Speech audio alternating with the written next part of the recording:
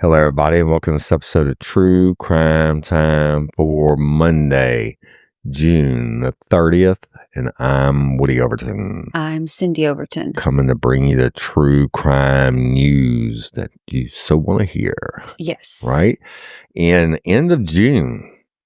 I can't believe that. Right? In the live show, y'all, coming up July 19th, go get your tickets. Cindy will post the links everywhere. So go to any of your social media. Or the show notes for each episode. And get your tickets. It's going to be a fire live show. Thank you, Southeastern, for putting it on. And Walk On's Bistro and Restaurant, Sports Bar, they sponsoring us. And Friday night, the 18th, I'm going to be doing, they call it celebrity bartending, at Walk On's in Hammond, Louisiana. They have locations everywhere, but the one in Hammond, and all the tips I get go to LOPA, Louisiana Organ Procurement Agency. Yeah. And it's going to be a great show. Y'all get your tickets. Hurry, and get them. Okay. And if you come that night, you also get. Yeah, the Walk-Ons is going to give you like a free appetizer or something along those lines. You come in there and you tell them you're there for real life, real crime. Right. Right. And they'll get it for another date, like a coupon thing for another date. Yep. It'll be fire. It's going to be excellent. And hashtag Just for Bradley. Y'all, please continue to like and share, especially share hashtag Just for Bradley. Take a second and talk about it. The TikTok world is where Bradley's story took off. Morgan Baggett started it, and she's got like 40,000 followers or something like that. So all those people are the ones who kept bombarding me with the messages. Please, please, please look at Bradley's case. And I finally ended up taking it for obvious reasons because it's such a shit show of a case. And so I'm trying to grow the TikTok. We have the tip line in 313-RLRC tip, and we're growing our TikTok real life, real crime because it's working. The people that are following us over there are actually sending in tips. Now I know you regular lifers are sending in tips, but Vernon Parish is like in the middle of nowhere, Louisiana, and it's small, and that's where you can say I was going to say murdered. The murder of Bradley is going to have taken place. And so you go to TikTok and follow real life, real crime. And I got a shit ton of videos, putting one up every day on Bradley Streisand. Hashtag Justice for Bradley. Hashtag Justice for Haley. It's coming, y'all. The DA's working it. They're working it. They're looking at it, which is more than what we could ever hope to ask for. Hashtag Justice Miss Barbara Blunt. Stay tuned on that one. I got 2 episodes about to drop with Sheriff Jason Ard on updates and what has and hasn't happened in Miss Barbara's case, but we're closer than we've ever been. And he just messaged me the other night around 11 o'clock, and he's like, hey, can you come meet? And so we're going to get that done, and y'all keep your fingers crossed on that. So that being said, let's roll some true crime time for this holiday week, Monday. Okay, so do you remember when we met?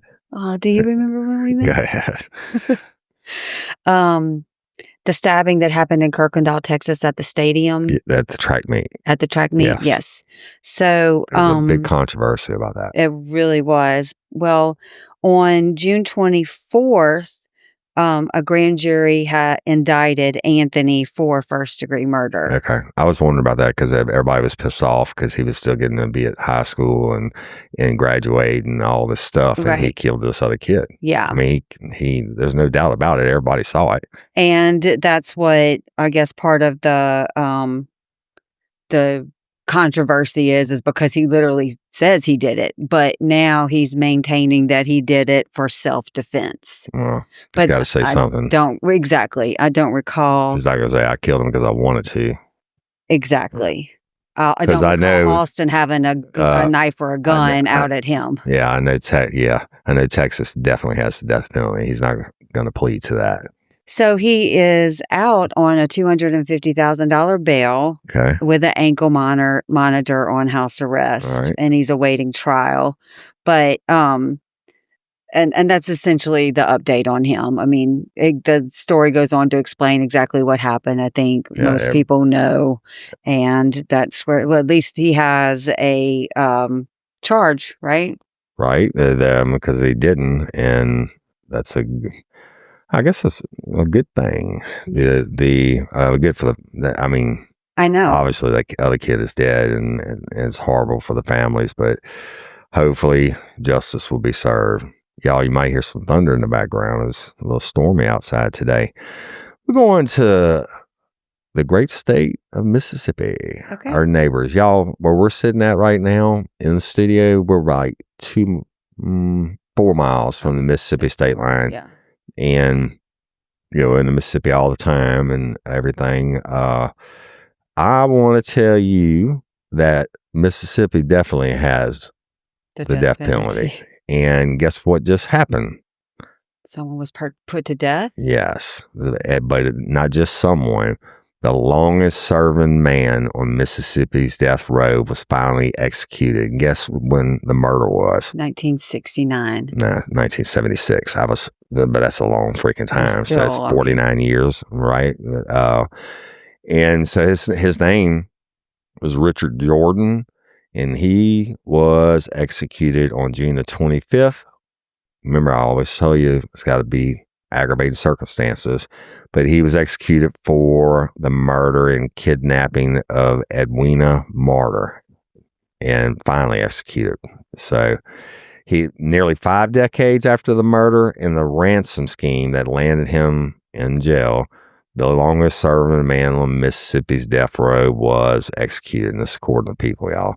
The convicted killer, 79-year-old Richard Jordan, was executed by lethal injection on Wednesday, June the 25th, at the Mississippi State Penitentiary, which is a maximum, it's called Parchman. And then actually that's where, at the last I knew, Burl Cain, who was the warden of Angola, took over Mississippi's system upon his retirement. Anyway, it's a badass prison, okay, on the level of Angola. Yeah. Kind of like a farm like Angola is. So anyway, the execution procedures for Jordan, who's a Vietnam veteran with post-traumatic stress disorder, began at 6 p.m. local time, and he was pronounced dead 16 minutes later, according to their Department of Corrections. Jordan was the state's longest serving death row inmate when he was executed, and he was also the oldest. Okay. That's a lot of Christmas that dude got to breathe. I'll continue in telling you, but ordered by the Mississippi Supreme Court on May 1st, Jordan's June 25th execution came after several denied appeals from his attorneys, including the U.S. Supreme Court. And he was among several individuals on Mississippi's death row who sued the state over its 3-drug execution protocol. Whatever. I mean, do anything you can to delay it. He delayed it for 49 freaking years. Yeah. When they strapped him in, final words, old Jordan says, first, I would like to thank everyone for a humane way of doing this, and I want to apologize to the victims' families. And his last words were, I will see you on the other side, all of you. You might, maybe he got himself straight. If he didn't, he ain't gonna see Woody Overton on the other side where he's going. His victims either, right? But his last meal, I'm gonna tell you about that. Well, actually, Burl Cain told this to reporters, and that was my former warden, y'all, when I worked corrections before he moved on to Angola. Anyway, he had a last meal. But listen to this: Jordan was sentenced to death for 4 times. 4 times. He got 4 death sentences for the kidnapping and murder of Edwina Martyr, who was a 35-year-old married mother of 2 in Gulfport, Mississippi, 49 years ago. Yeah. And Gulfport, y'all, is right by Biloxi. It's on the water. They said the kidnapping was part of what the Associated Press dubbed a violent ransom scheme. And on January 13th, 1976, Jordan called a Gulfport bank and asked to speak with a loan officer. And employees told him that Charles Martyr, Edwina's husband, could speak with him. He then hung up and found Charles's address. What does he do next, you might ask? Well, he acted like an electrical repairman, and then he went to the loan officer's residence and kidnapped Edwina, who was home with her 3-year-old son. He kidnapped her at gunpoint. He then took Edwina to a forest where he shot and killed her before falsely claiming that she was unharmed in order to demand a $25,000 ransom. He killed somebody for $25,000. Even back then, it's a lot of money, but the family was talking with the news outlets ahead of Jordan's execution, and one of Edwina's sons, Eric Martyr, told the Associated Press that it should have happened a long time ago. And Eric, who was 11 years old when his mom was killed, added, "I'm not really interested in giving him the benefit of the doubt." Right. Edwina's family also shared a statement which a spokesperson read on their behalf in a press conference following the execution. And it says, "Nothing will bring back our mom, sister, and our friend. Nothing can ever change what Jordan took from us 49 years ago." So the family says, "Nothing will bring back our mom, sister, and our friend. Nothing can ever change what Jordan took from us 49 years ago. Jordan tried desperately to change his ruling so he could simply die in prison. We never had an option. He took Edwina's life, never thought about the many people who loved her and relied on her. He took her away from us, never thinking about it. Why should he get to live in prison and die of natural causes? We feel that he should have to endure the suffering of knowing his death was only hours away, just like Edwina had to endure." And the spokesperson also said that although Edwina's sons, now aged 52 and 59, may forgive him, it doesn't change what they had to miss for 49 years. And I totally agree with that. I just, it's totally, the people that are against it that have never had their loved one killed. So the state of Mississippi and Burl Cain.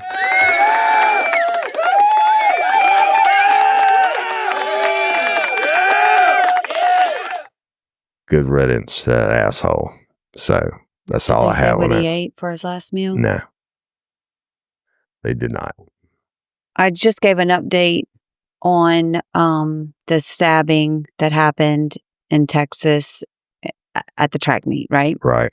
Well, now I have another stabbing a story of another stabbing that occurred in 19. Jeez Louise, I'm dating myself. In 2022 at a high school in Texas. Okay.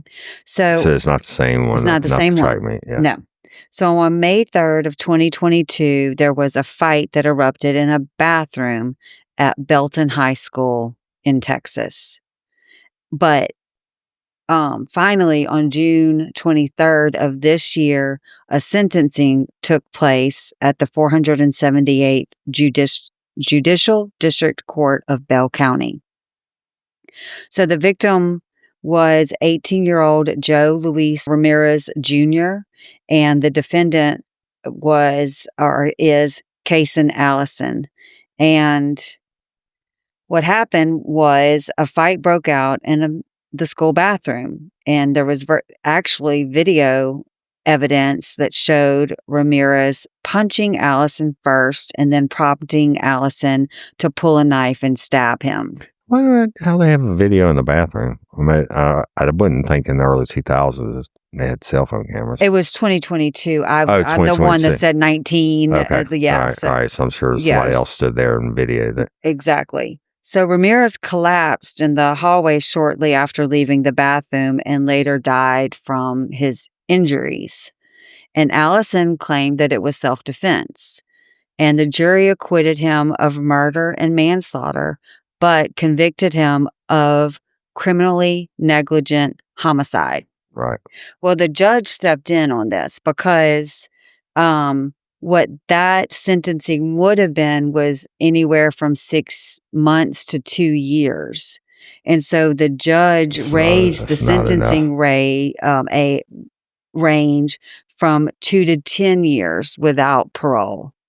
So still kind of weak. Exactly. So Allison received the maximum 10-year prison term on June 23rd of this year, but he's already served 74 days in jail, which will be credited towards his sentence. But at least the judge raised the sentencing, I guess he gave him the max that he could. Like in Haley's case, they didn't charge him the murder, but charged him with moving a corpse and destruction of property for tearing up a police interrogation room. Exactly. And gave him 11 years. Exactly. So That's it just bullshit. shows that a judge can step in. Well, I think he probably stepped in and, but I'm sure that judge wants to give more. That's ridiculous. Yeah.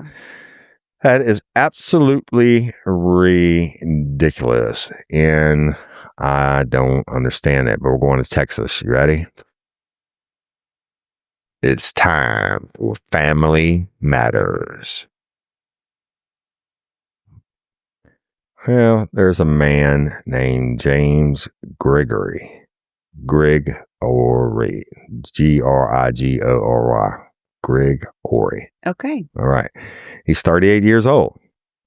Yeah. Well, he's not a nice guy. You know what he did? Killed his girlfriend. Oh, worse than that. Oh, no. I don't want, if it's a baby or a child, I don't want to hear it. Gong. I'm going to get a gong. And right. Or you can say, la, la, la, I can't hear you, etc. Right. Well, he did a lot of bad shit. Okay. And I really want to tell this correctly. So I guess I'll just start at the beginning and not leave you in suspense. He killed his mama. Then he drove to his dad's house to kill him. Okay. And 2 dogs. Okay. Why? But I'm not done yet. I know. He's not done killing? No. And ultimately he would kill himself. But that's not the end of it. So listen, the 3 people and 2 dogs are dead after a murder-suicide in Texas over the weekend that also left a law enforcement officer seriously injured. I don't know how this guy's going to live. Leon County Sheriff Kevin Ellis identified the assailant as 38-year-old James Scott Gregory, and the victims, of course, were his mother and father. So Gregory also shot a deputy from the Leon County Sheriff's Office before dying by suicide by turning the gun on himself, according to the sheriff. Deputies went on a welfare check after receiving a call about a suicidal subject who alleged to have killed his parents in Normandy, a town with a population of less than 500, located approximately 120 miles east of Austin. So that's in our direction. But when the deputies were joined by a trooper from the Texas Department of Public Safety, and they attempted to make contact with someone inside the residence, right? Gregory opened fire, and one deputy was struck in the face and arm during the gunfire and had to be transported from the scene by helicopter to receive medical treatment. Well, now Gregory's in a world of shit. He's already killed his parents, and then now he shot a law enforcement officer, and he's still inside the house. So what the cops do when they get scared? They call the SWAT team. And so they set up a perimeter around the residence, and the SWAT team shows up, and it always happened. This is before mass school shootings and stuff. When I was on it, the deputies need to set up a perimeter, and we would get there, and the SWAT team commander would say, "Go relieve this person. You're going to be in a perimeter here." Everybody had a job, so they do it. They set up the perimeter and they take control of the scene. Now, you got a dude in the house. He's already shot one of your brothers. It's not going to end well for anyone. But back in our day, we had hostage negotiators and shit like that. We try to talk people out. SWAT wasn't playing. And they already shot one of our brothers. He's probably not going to live. So you formulate your plan and you make entry. And they did. And when they entered, they found 2 dogs and Gregory dead, all shot. Why the fuck you gotta shoot the dogs? I mean, you're a bitch anyway. You killed your mom and daddy. Why you gotta shoot the dogs? So Gregory was dead from what appeared to be a self-inflicted gunshot wound. And while this is going on, deputies with the Harris County Sheriff's Office were performing a welfare check at the home of Gregory's mother. And that's by Houston, y'all. Harris County Sheriff Ed Gonzalez said that the deputies arrived to the home and found Gregory's mom dead from a gunshot wound. And now my boys, the Texas Rangers, are now handling the investigation. Anytime, because somebody's going to say, oh, well, they killed Gregory out of retaliation. Well, that's bullshit. And I had cases where like this and the person shot themselves after shooting at law enforcement. The dogs are dead too. I mean, yeah. Well, the deputy who was shot twice during the incident is in stable condition and awaiting surgery. And law enforcement hasn't released the names of the victims. But Mr. Gregory, you are an asshole, sir, and part of Family Matters. So there you have it. I don't know. We don't usually report on murder-suicides, but this dude took out both his parents, shot a deputy, and killed the dogs. Yeah. Well, I've got that's just horrible. I don't even know what to say.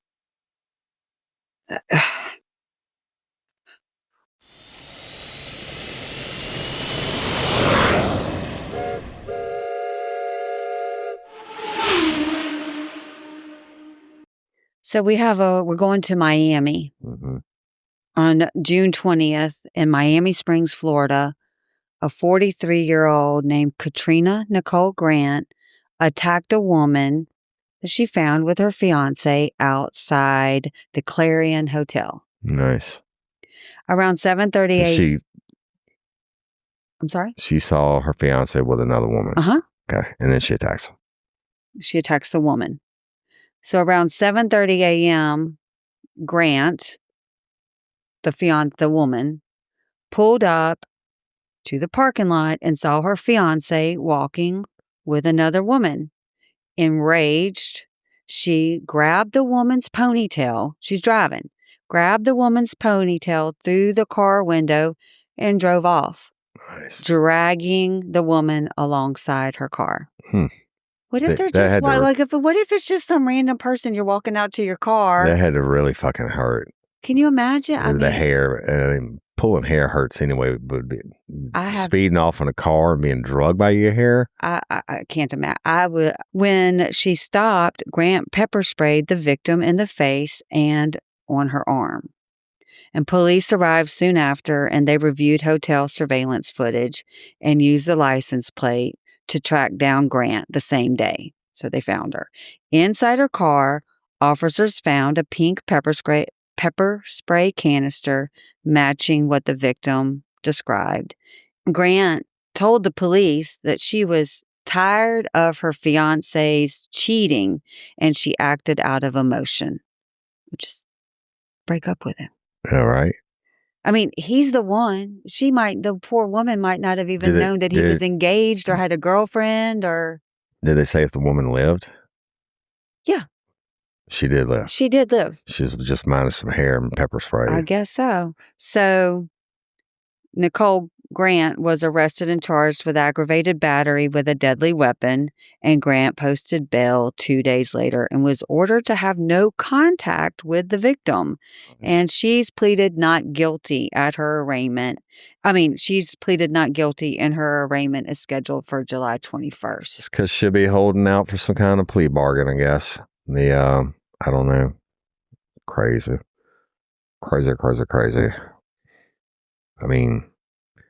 I don't know if I've ever had anybody drugged by their hair before, by a car, right?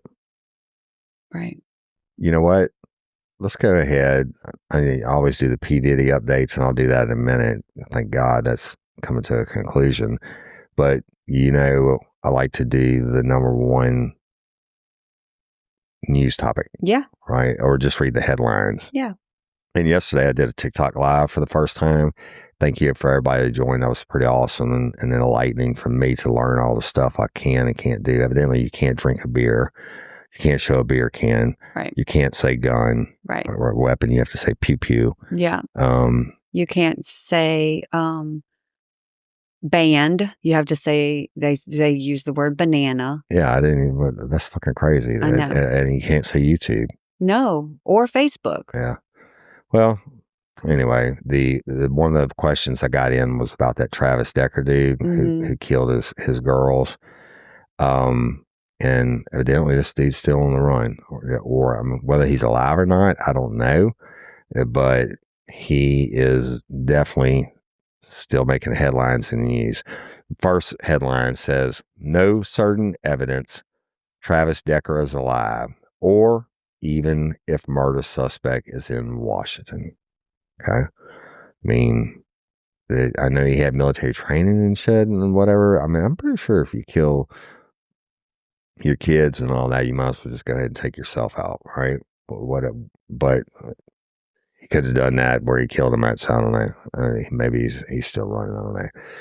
Then we'll go to the next one, which is titled "Inside the Manhunt for Dad Accused of Killing 3 Daughters. Justice Will Catch Up with Him." Okay. All right. The next one, Travis Decker Manhunt Timeline. Inside the search for the missing Washington dad accused of killing his 3 daughters. Okay. Next one, Travis Decker's neighbor reveals weird encounter before his 3 daughters died. Well, they didn't just die, they were murdered by their dad. Next one, Travis Decker's ex said his only joys were daughters and husky. Then he considered rehoming the dog before the kid's death. All right. Interesting. Yeah. Next one, Travis Decker's ex wants him found, dead or alive, says a lawyer. But do authorities think he's still living? I don't know. So I don't know, y'all, where Travis Decker is. I was thinking about it this morning. I would think that we know he ran like a little bitch after he killed his babies. So you ask yourself, as an investigator, is he still alive or not? Well, he ran like a little bitch. That shows he wants to be alive. Right. I mean, he could have just done it like this other dude did it in the house, right? Gregory or whatever his name was. But then, I know he had some survival training and all that. Well, you still got to eat, motherfucker. You kill your kids. You got to be out in the woods. And if you're in the woods and you're starving or whatever, and you don't have any way of killing and hunting, and I find it hard to believe that he's even in the area, or if he is in the area, he's dead somewhere. You do? I think he probably is 10-7 out of service. I mean, it's not like he's a multimillionaire and then sipping pina coladas and Thailand. You have always said that you could do that show alone, right? Yep. And so what if you look at it from that perspective?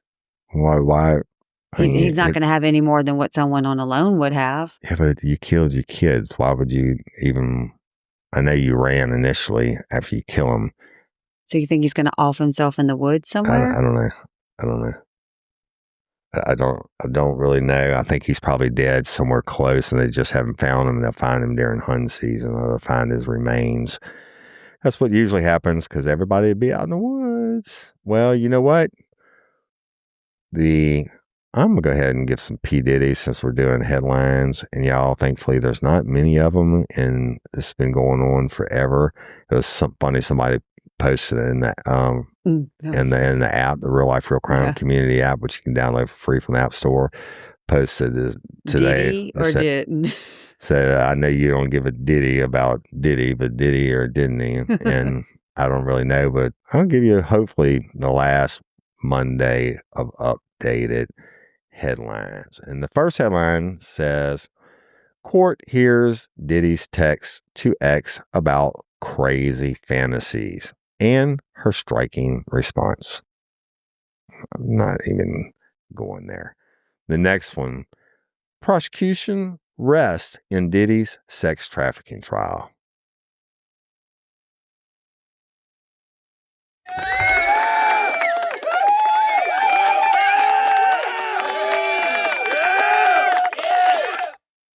thank God, right? So, let's see. The next one. Oh, Diddy. Next one. Judge asked Diddy how he was feeling. His answer made the judge laugh. Okay, whatever. Right? I mean, what else can you report on? I mean, we've heard it all on this shit. They're trying to get a view. So, next one. Prosecutors want to drop some charges against Diddy just before closing arguments. I would open it up and read it, but I don't really give a fuck. Right? Mm-hmm. So, see if we got any more Diddies for you. Next one. Diddy was the leader of a criminal enterprise who didn't take no for an answer, prosecutors say in closing arguments. I didn't even know the closing arguments were done. Mm-hmm. Thankfully, they are. Right. Well, evidently, they haven't come back and said anything, or otherwise I'd have a headline about he's guilty or not guilty, right? So hopefully it'll be over this week. Oh, one more. Cassie testified about years of Diddy's alleged abuse, yet rapper's attorney claims she's case's winner. I guess they're using Cassie against prosecution. And I guess I could talk about it now that the jury's got it, or the closing arguments were rolling. So there you go. We will bring you an update.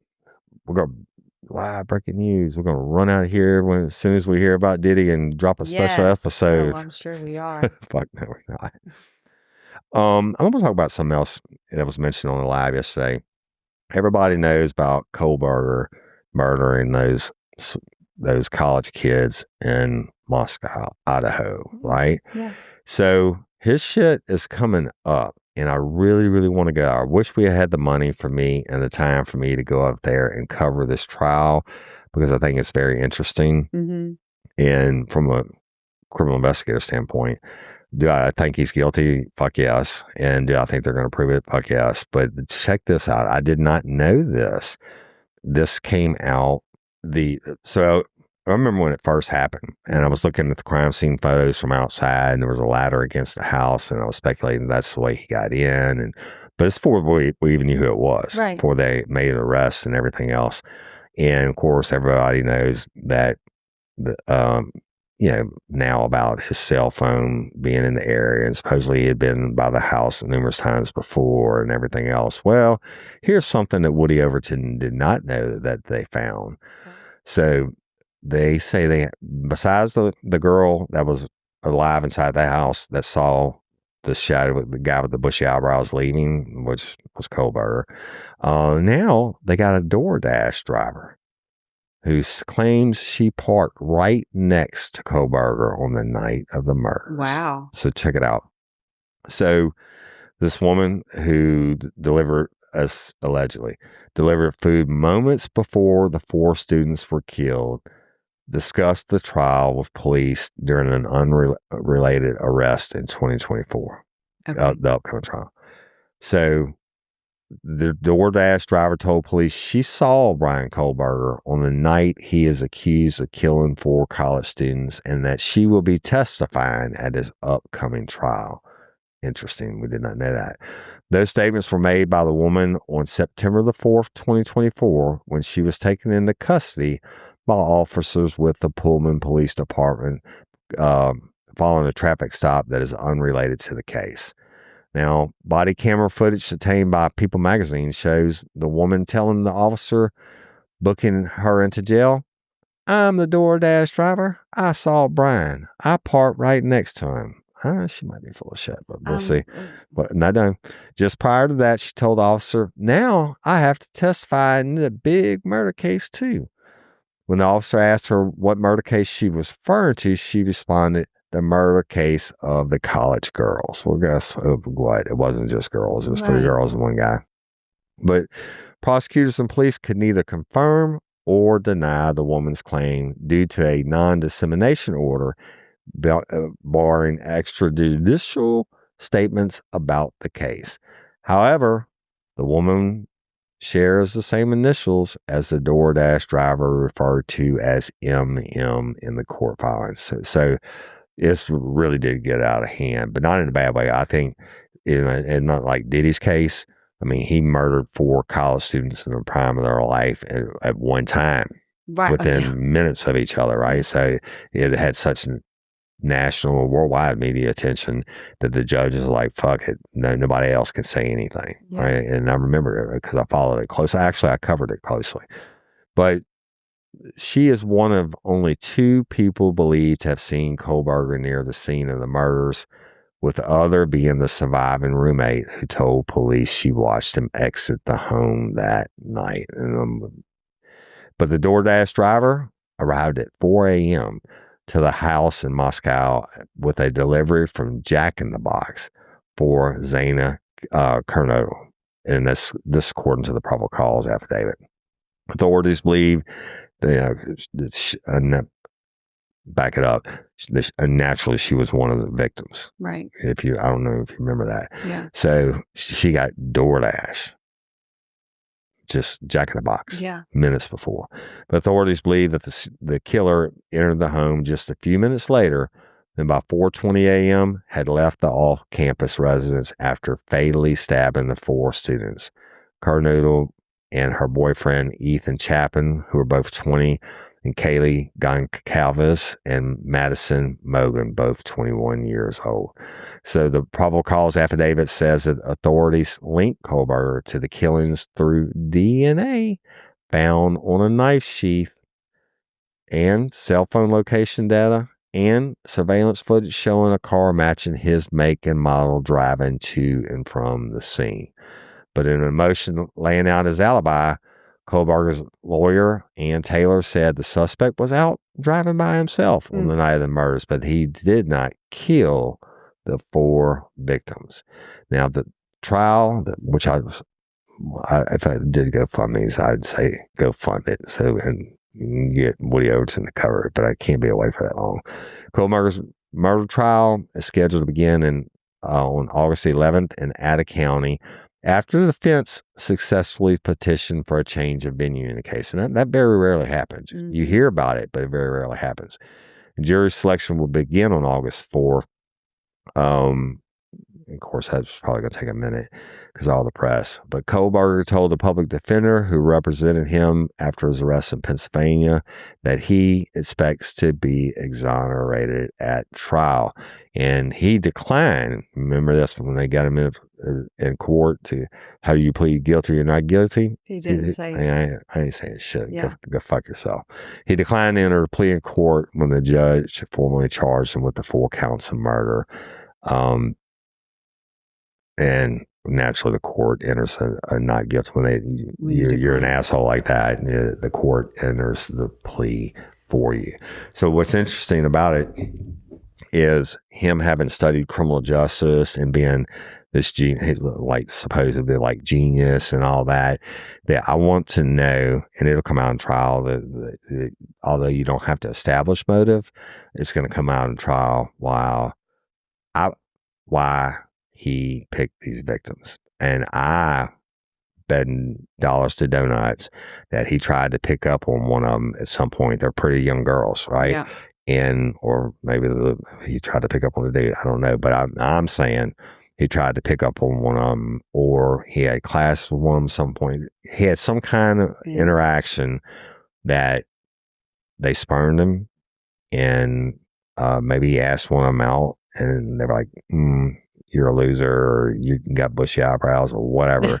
And then, or maybe the other calls for him would be he saw one of them, he started fantasizing about him. He didn't have the social skills to do the interaction and actually ask him out on a date. Mm-hmm. And he masturbated and did the fantasy because they put him in an area before by the house, and did the fantasy enough to where the masturbation didn't take care of it enough anymore, and he wanted to go act it out. Yeah. And then he got in there and realized once you start stabbing people, it's a whole different thing this fantasy you had inside of your mind. Yeah. And there you sugar-coated shit. And, did I ever ask? Do you want to know? Because I want to know. Does Idaho have the death penalty? They must not. They must not, because that you would hear about them going for it. Well, let's see. They may. I don't know. I know they got some good hunting lifers if you want to invite me to go hunting up there. They currently have 9 residents under the sentence of death in Idaho, and the 8 male residents are incarcerated at the Idaho Maximum Security Institution south of Boise, and the 1 female resident is incarcerated at Pocatello Women's Correctional Center. 3 executions have occurred since Idaho enacted the new death penalty statute in 1977. That's after the whole United States was under moratorium. So, interesting. Well, you know what? I bet maybe I missed it, but I bet you $1 gazillion they're going for the death penalty. I would think so. I mean, 4 babies, but I can remember being that age and thinking I was man of the world, but 4 babies being brutally stabbed to death in the bed in the safety of their own home. Yeah. At 4 o'clock in the morning. Yeah. If that motherfucker doesn't show premeditation and aggravating circumstances, I mean, just by breaking into a house, that makes it an aggravating circumstance, but you killed 4 people? Yeah. Yeah.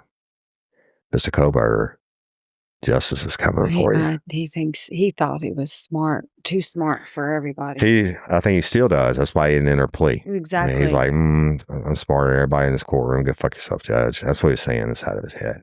I wish I could be inside of his head. I'd like to be inside of his head. I'd like to know exactly what he's thinking. Yeah. I bet he relives the murders over and over and over and over again. And he's kicking himself for leaving that sheath behind. The sheath being for the K-bar knife, which is a Marines. The military has been issued since probably World War II or before. And that knife is made for killing. It's not made for skinning deer or anything else. It is made to kill. There are little ridges on top and everything, so when you plunge it into somebody and you rip it out, it causes maximum damage. The little indentations down the side are made so when you go in, it rips organs and causes maximum damage. You buy that either as a trophy or because you intend to fucking kill somebody. I know, but I mean, you always say prisons are full of dummies, and we're sitting here. He thinks that he's smarter than everyone, but he showed up in his own car. He showed up with his own phone. Like, why? Those are the 2. His phone wasn't on at the time, but he did not realizing, that they were going to go back and track it. That, exactly. Hey, you basically were sitting in this parking lot before. But he did show up. Yeah, exactly. Well, hey, I didn't say he was. He thinks he's that smart. Yeah, that's what I said. And I've always said there's no such thing as a perfect crime. No, you're going to leave something behind. Yeah. And you know what? I hope it doesn't take 49 years to kill this motherfucker. I'm glad he made all the mistakes he made so that he's easily found and prosecuted, and me too. It's over. And the I don't know. Justice shall be served. Y'all, hashtag justice for Bradley. Man, this case is so crazy. And go listen to the first 3 episodes. The last one is being more dramatic because we're really getting into the meat of the case. The next one's going to be even better. The TikTok and the podcast world are not the same thing. We've proven that time and time again. But go please follow Real Life Real Crime on TikTok, just because in the algorithms, and we need all those people that Morgan's been telling the story to for however long. They're the ones that's calling and giving me the tips. Yeah. And I've got a shit ton. We got a shit ton of stuff that we're working, but y'all take a minute and go follow us, please, on TikTok. Also, we are on YouTube. Every episode you and I do, every episode except for the Baton Rouge Madam I did last weekend, I didn't have the camera. Cindy is editing them and putting them up on YouTube within a week after they're released on the podcast world. Yeah. So that's it. go get your tickets for the live. Oh my gosh, I'm getting so excited about the live. I would have spent the morning like picking out the stuff that we're going to put in the VIP bags, and then everybody that stays at the hotel, they get their welcome bag. And so like curating those, and it's just so special and such a good time. Yeah. And they got lifers coming in from all over the country. Yes. And Jake Donaldson, messaged me yesterday. They're definitely going to get to be there. He and his bride, which is awesome. And then we got them from everywhere. And the shirt that I'm wearing, Preston's Promise. They have reached out to us to tell their story. Hopefully, eventually, we mentioned it just on a couple episodes. It's a little boy who was being watched by a nurse caretaker, and his parents shift work, like nurse, and I don't remember what the daddy did. And so they needed someone to come into their home and watch their child. And they went through all the rigorous interviewing and, they really, what do you call it? When you vetted the person, and she came with really good background references, and she ended up murdering Preston.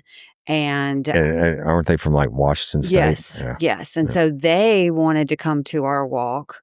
I mean, they wanted to come to your live, but they're having a walk that day. But they said next year they will definitely be at the live. Well, but all the Prestons in the world and all the Prestons families, we pray for justice for them. And I'll take a look at that case when we get time. So, but prayers for all. Everybody needs justice. Yeah. Everybody that's been murdered. Every case that's cold. Every case that's been screwed up, whether it's by the cops or judicial system or whatever. We pray for justice for everybody. And what this family has done is like what, Miss Stephanie did, is they're trying to take that horrible negative and turn it into a positive. Right. So they're trying to go out and educate the world on how to better, vet people that are going to be in your home, what to look for, if they said that she was off, like she just wasn't quite there, but nothing spoke to them. You know what I mean? They're like, I wish that we would have just had her go out of the house and got someone else to come in when they notice these signs. And we'll tell the story one day. Yeah. Or I'll tell the story one day. And y'all, I have 1,000 stories like that in my email that people send in every day. Yeah. About their loved ones being murdered. But that's it. I've got nothing else. And I'm Woody Overton. I'm Cindy Overton. We'll holler at y'all later. Peace.